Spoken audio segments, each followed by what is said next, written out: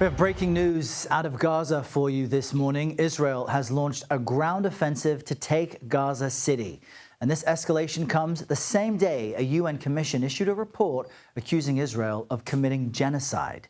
Israeli officials called that report, quote, scandalous and fake.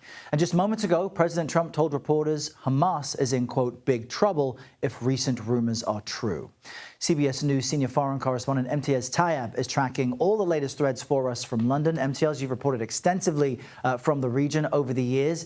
Right now, Israel is still pushing ahead with this Gaza offensive. You also have U.S. Secretary of State Marco Rubio, who was in Qatar this morning. What should we make of the bigger picture?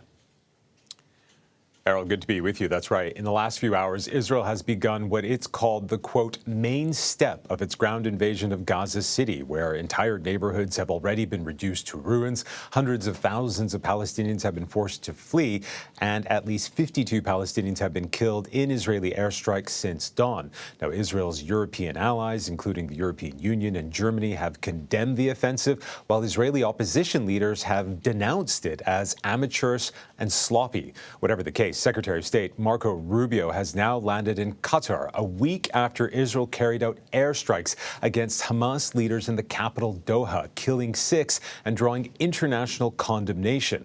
Let's hear now from Secretary Rubio. There's no good war, right? We don't like war. The president doesn't like war. The only thing worse than a war is a protracted one that goes on forever and ever. At some point, this has to end. At some point, Hamas has to be defanged. And we hope it can happen through negotiation, but I think time, unfortunately, is running out in that regard. Now, Secretary Rubio has also said that the only country that can mediate an end to Israel's war on Gaza is Qatar, and that just a, quote, short window remains to secure a ceasefire deal and the release of hostages. Errol. And Imtiaz, at the same time, we have this independent UN commission finding Israel committed genocide in Gaza. Help our viewers understand its reasoning for this and how Israel's responding. Yeah, well, according to the UN report, investigators found, quote, reasonable grounds that Israel has committed 4 of the 5 acts of genocide as outlined in the UN's Genocide Convention, which was passed in 1948 in the early days of the UN's founding, and of course was created following the genocide of 6 million Jewish people by Nazi Germany.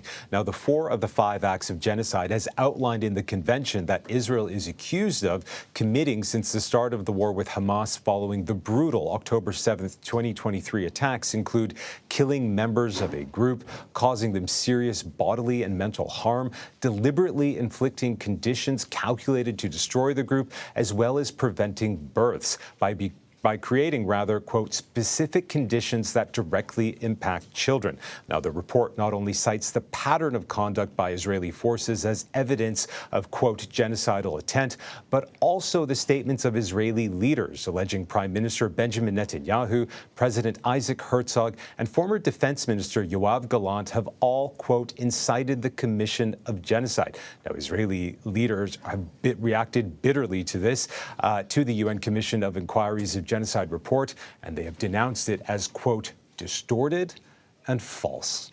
Errol. All right, Imtiaz Tyab, thank you.